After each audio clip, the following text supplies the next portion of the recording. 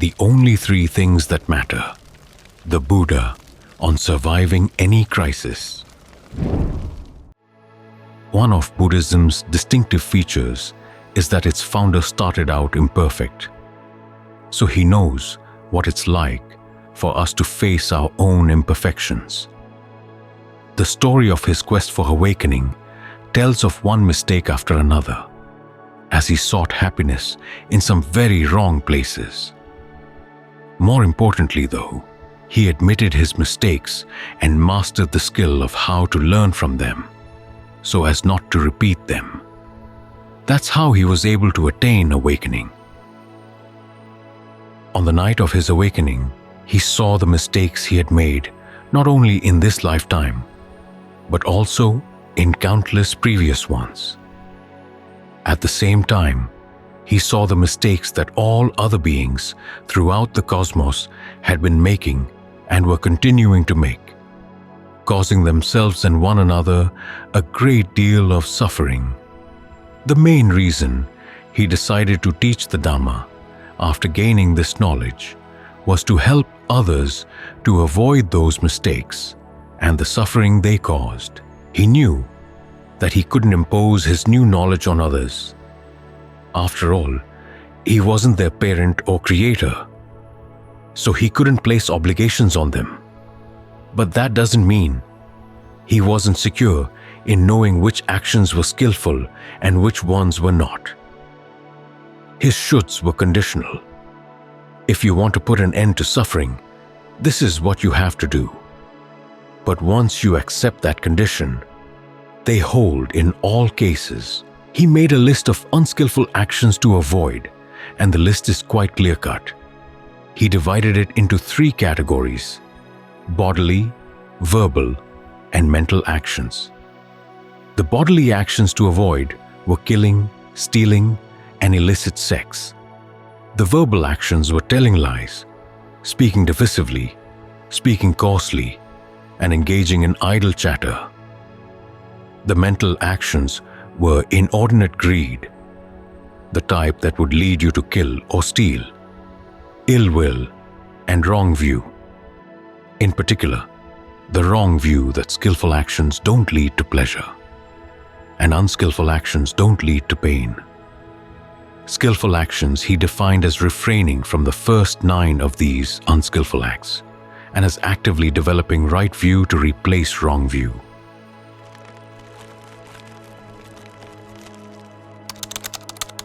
This list is pretty conventional.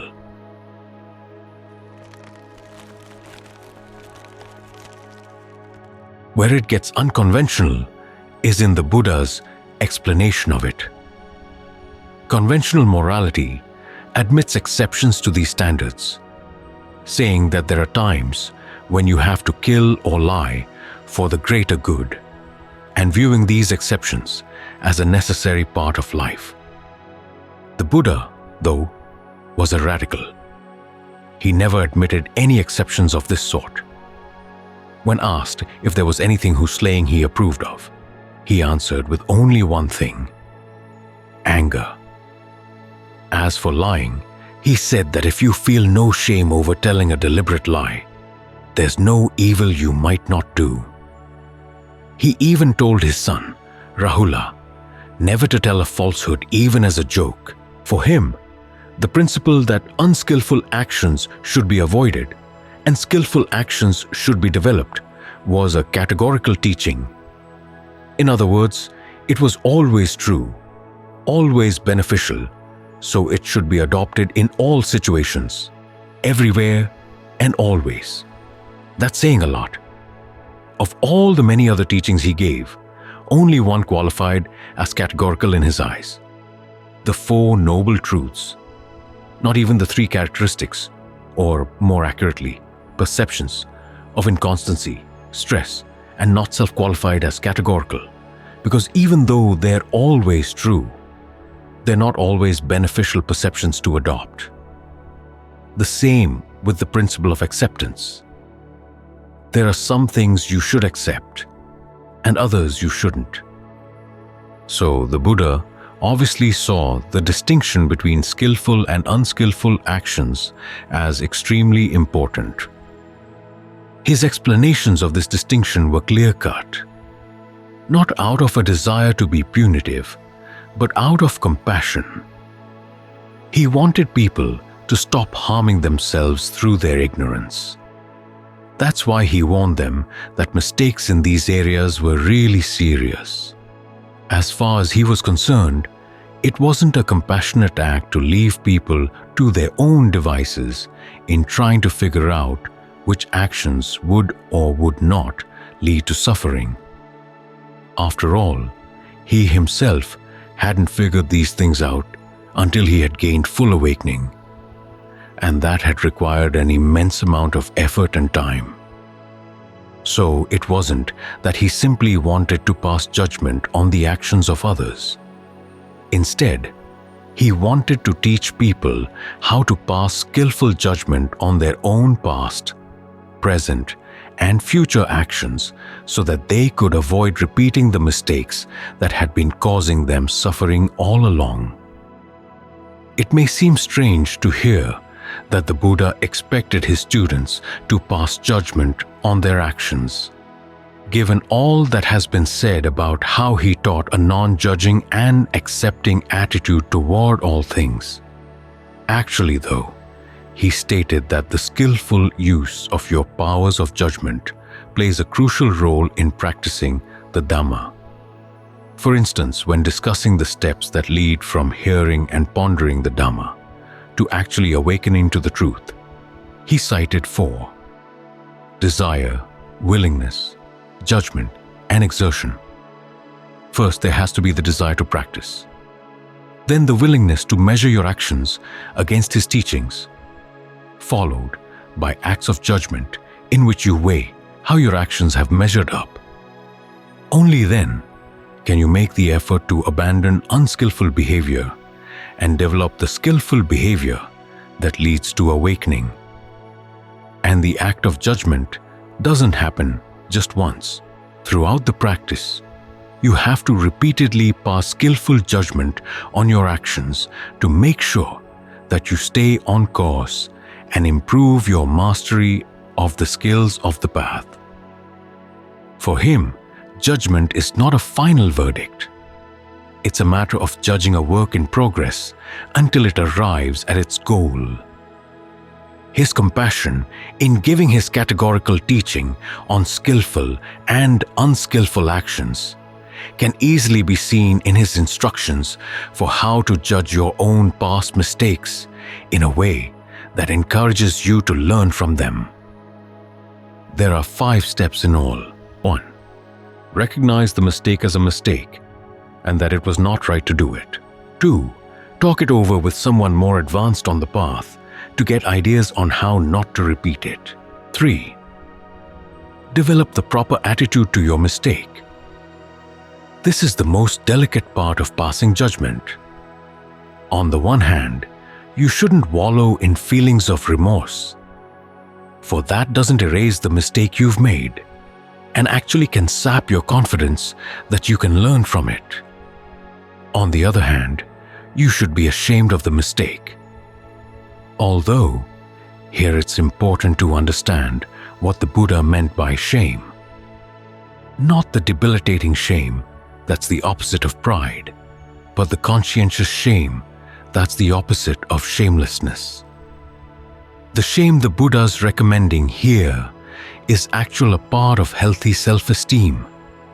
You value yourself so much that you see harmful actions as beneath you, and you'd be ashamed to stoop to doing them. 4. Resolve not to repeat the mistake. 5. Spread thoughts of goodwill, compassion, empathetic joy, and equanimity to all beings in all directions. Goodwill for others motivates you not to harm them ever again. Goodwill for yourself motivates you not to harm yourself with useless recriminations and encourages your conviction that you are worthy of following the path. The fact that these steps in judging your past actions could bear fruit in present and future happiness is based on the Buddha's analysis of how the results of action play out. As he had seen on the night of his awakening, skillful actions tend to lead to fortunate rebirths, unskillful actions to unfortunate rebirths. The word tend here is crucial. He had also seen that the workings of karma were complex. For instance, some people engaged in unskillful actions but gained a fortunate rebirth in the next immediate lifetime. This was because they had either done skillful actions beforehand, had changed their ways, and done skillful actions afterward, or had adopted right view at death. These mitigating factors didn't erase the bad karma of their mistake, but it did give them something of a reprieve. This means that if you recognize a mistake and learn not to repeat it, you can delay its results, which would give you the opening to practice for the sake of awakening and gaining release from the results of past actions entirely. The Buddha's understanding of karma, along with the steps he recommended in judging your past mistakes, help to avoid two extreme ways of passing judgment that can actually get in the way of learning from them. The first extreme is based on the deterministic interpretation of karma, that whoever does bad things is destined to suffer in a bad destination. This extreme was taught by other sectarians in the time of the Buddha. And as the Buddha said, if you believe it and then reflect on your past mistakes, you see no escape from suffering. It's as if you were thrown into hell in this very lifetime. This thought discourages you from making an effort to change your ways, as you feel you're doomed no matter what. The other extreme is to deny that your mistakes matter. In the Buddha's time, this extreme was also taught by other sectarians, some of whom argued that actions were unreal to begin with, while others argued that there was no such thing as right or wrong. At present, this view is held by those who believe that, because right and wrong are just artificial conventions, we're better off not passing judgment on one another's behavior at all. That way, we can all maintain our self-esteem. This attitude, of course, makes it impossible to learn from your mistakes because it refuses to recognize that there are such things. From the Buddha's point of view, both extremes are heartless and irresponsible. Mistakes really are mistakes, and people really suffer from them. Sadly, they don't see the connection between their actions and their suffering, so they keep on making the same mistakes again and again. But because they can alleviate the results of their past unskillful actions when they learn of the connection, the most compassionate thing is to show them the connection and to teach them a wise and effective way to put that knowledge into practice. As the Buddha saw it, the duty of any good teacher was to give protection to one's students and to end their bewilderment. In his experience, people actively sought reliable advice on how to end their suffering.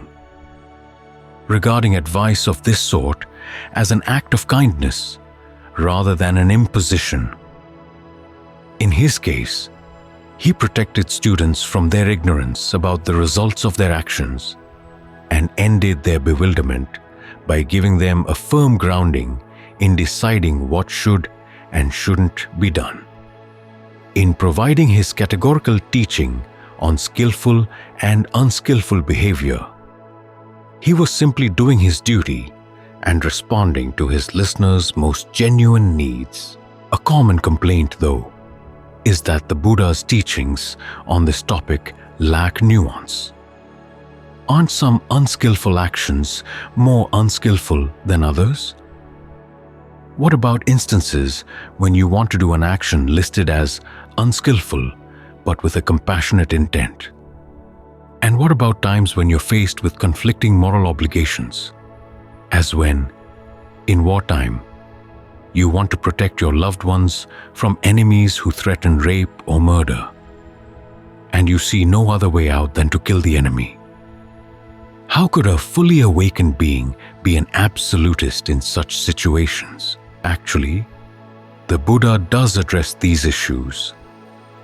In listing the results of the different unskillful actions, he does note, for instance, that the results of killing, lying, and wrong view are much worse than the results of idle chatter. As for the remaining questions, he gives a framework for answering them in a set of 6 discourses in the Anguttara Nikaya, where he divides actions into 4 sorts: bright, dark, dark and bright, and neither dark nor bright, leading to the end of action. Bright actions correspond to following the 5 precepts or training rules based on the list of skillful actions. Dark actions break those precepts. Actions that are dark and bright are defined as involving both injurious and uninjurious intentions. The Buddha doesn't give examples of this category, but apparently it would cover cases of breaking the precepts with compassionate intentions or out of a sense of conflicting moral obligations. As for the destinations to which these actions can lead, bright actions lead to the high levels of heaven, dark actions to hell, and dark and bright actions to the realms in between. From the realms of deprivation up through the human world and to the lower levels of heaven. The wide range here shows that actions in this category can vary greatly in their level of skillfulness, and that, given the complexity of karma, an action that would send one person to a level of a low level of heaven could send another person to deprivation. Nowhere in this set of 6 discourses does the Buddha give advice on what to do when faced with a moral dilemma of conflicting shoulds and obligations. For that advice, we have to look elsewhere in the canon.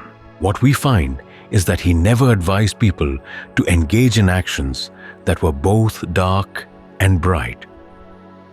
The only actions he advised were in the categories of bright or neither dark nor bright. It's easy to understand why, given that you don't know your full karmic background. He'd be asking you to take a great risk if he recommended an action that could possibly lead to a lower realm. We also find that when weighing conflicting shoulds, he didn't regard all shoulds as having equal weight. Here again, it's easy to see why. If every should had equal value, 2 conflicting shoulds would cancel each other out, like a proton and an antiproton annihilating each other, and you'd end up with no should standing. This would be a severe weakness in his teachings. Precisely when you most need guidance, as you're faced with conflicting obligations, the Buddha would be abandoning you, offering you no protection at all. Instead, he was clear in stating which obligations took precedence over others. Here, though, we have to note that he never used the language of obligations. Instead, he simply offered his advice to people on the basis of their desire for happiness. If you really want to take on the training leading to a long-term reliable happiness, the principles of action dictate that this is how you have to weigh your shoulds against one another. He notes that it's good to offer protection to those threatened with danger and fear, but he doesn't list it as a precept. That alone should indicate that he holds the precept against killing as more important than the desire to provide physical protection. On top of that, he notes that there are 5 types of loss: loss of relatives, loss of wealth, loss through disease, loss in terms of virtue, loss in terms of views. He then goes on to show that loss of relatives, loss of wealth, and loss through disease are relatively minor, whereas loss of virtue and loss in terms of views are serious. The former forms of loss won't send you to a bad destination after death, whereas the latter two would. The Buddha's way of ranking these forms of loss flies in the face of many conventional domestic values, but it does provide comfort of an important sort. The losses that he ranks as important are largely under your control. It's inevitable that someday you'll be parted from your relatives, your wealth, and your health. But you can lose your virtue and right views only if you yourself abandon them. If you don't abandon them, no one can take them away from you, and your virtue and right view don't save their rewards only for the next life. The Buddha lists them as the prerequisites for right mindfulness and as qualities conducive to group harmony here and now. Given the way the Buddha states these values, it would appear that his advice in the case of war would be to find ways of stopping enemies from causing harm, but without killing them. This requires exercising your imagination and discernment to find alternatives to killing. But then, if you're serious in your quest for happiness, this is what training in skillful action is for. It's not a mere matter of obeying rules. It's aimed at forcing your discernment to grow. As for the fourth category of action, neither dark nor bright, leading to the end of action, the Anguttara discourses explain it in three different ways. In every case, though, they show that it doesn't mean abandoning conventions of right and wrong, or the categories of skillful and not. Instead, it means adopting skillful behavior in a way that transforms it to serve a higher purpose than a good rebirth. It becomes the skillfulness of achieving total freedom. This is reflected in the fact that the Buddha, when describing his own path to full awakening, said it was a quest for what is skillful. And when he taught the path to awakening to others, he defined it as the 8 right factors of the Noble Path to distinguish them from 8 wrong types of action. In fact, one of the discourses, AN 4237, defines the category of neither dark nor bright action as the Noble Eightfold Path itself. The factors of this path are well known: right view, right resolve, right speech, right action, right livelihood, right effort, right mindfulness, and right concentration. What's rarely been noted, though, is that these factors include within them the Buddha's list of skillful actions. Skillful bodily actions come under right action, skillful verbal actions under right speech, and skillful mental actions under right view and right resolve. These factors then form the basis for the factors of right effort, right mindfulness, right concentration, and a heightened level of right view, all of which transform them to a level of skill that can lead the mind to a state of total freedom from intention. This state is described in AN 4235's definition of neither dark nor bright action: the intention to abandon all actions in the present moment, whether bright, dark, or both. This intention can be fulfilled only inwardly, primarily when in meditation, and leads directly to awakening. After awakening, you're said to be beyond both skillful and unskillful actions. But again, this doesn't mean that you don't continue to act in skillful ways. Instead, you're described virtuous, but not made of virtue. In other words, your behavior is in line with the precepts, but you don't define yourself in terms of your virtue. That's one of the ways in which your mind, when awakened, is free. This is where the Buddha's teachings on skillful and unskillful action lead. They're a necessary part of the practice for total freedom.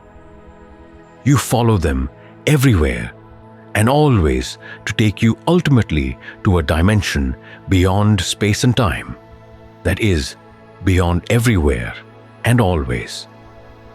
This is why he taught it as a categorical truth that you should develop skillful actions and abandon unskillful ones. Although he wasn't a doctrinaire absolutist, he wasn't a doctrinaire relativist either. After all, he had seen through his awakening that some truths were beneficial to use only under certain conditions, whereas others were beneficial in all times and places. In particular, he had seen that the guidelines for skillful action, if you stick to them, are for the sake of your genuine happiness. As he once said, if it were impossible for people to stick to these guidelines, he wouldn't have taught them. And if following them didn't lead to long-term happiness, he wouldn't have taught them either. The message is that you have it within you to adhere to these principles through thick and thin, and that you'll be more than glad that you did.